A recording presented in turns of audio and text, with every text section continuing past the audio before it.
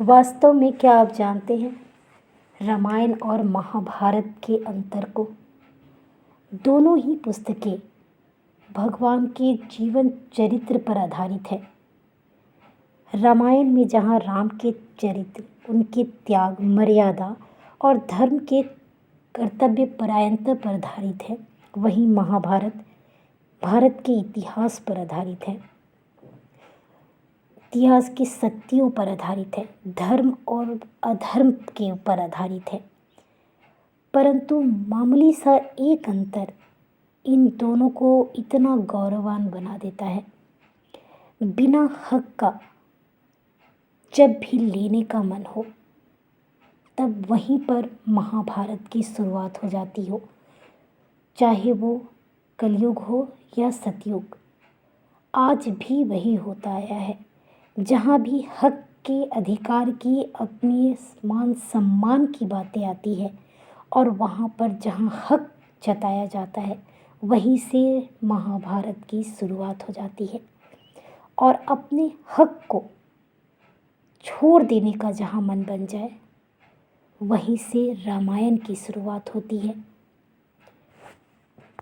महाभारत में जहाँ युधिष्ठिर ने अपने हक के लिए, अपनी आत्मसम्मान के लिए हक जताया, आवाज़ उठाई, बस महाभारत शुरू हो गई उसी दिन, उसी समय, उसी तिथि से। और यह 18 दिनों तक चलता रहा। रामायण में भी वही बात है। रामायण में राम ने अपने हक को छोड़ दिया, हक के लिए हक रहते हुए भी उस अयोध्या के राज सिंहासन को छोड़ दिया और वहीं से रामायण की शुरुआत हो जाती है।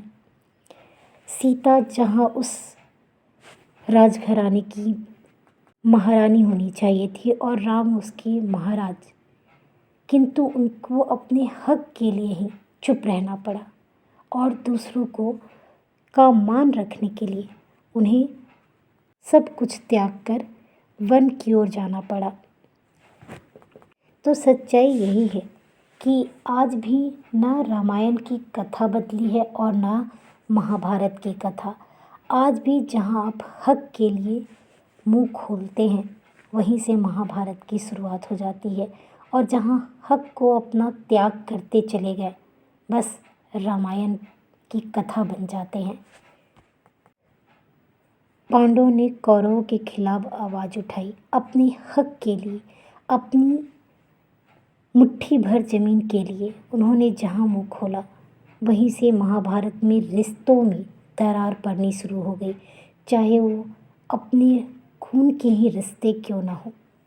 परंतु उन रिश्तों में उस हक के लिए ही दरारें पड़नी शुरू हो गई और इतना अधिक वो दरार गहरा होता चला गया कि अंत में विनाश के बाद ही उसमें हार जीत का फैसला हुआ। जीता चाहे कोई भी, परंतु नुकसान दोनों का ही हुआ। बस इतना सा ही फर्क है। रामायण और महाभारत में कुछ भी नहीं बदला। आज भी वही रामायण की गाथा चलती आई है और आज भी महाभारत होता रहा है और आगे भी होता रहेगा, चाहे वो परिवार हो, देश हो, राज्य हो, सत्ता हो, कुछ भी।